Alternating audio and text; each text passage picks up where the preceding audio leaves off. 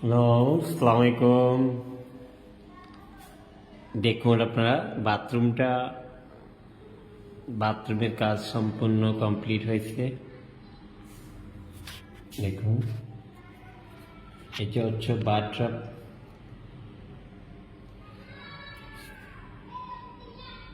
সম্পূর্ণ bathtub complete fittings.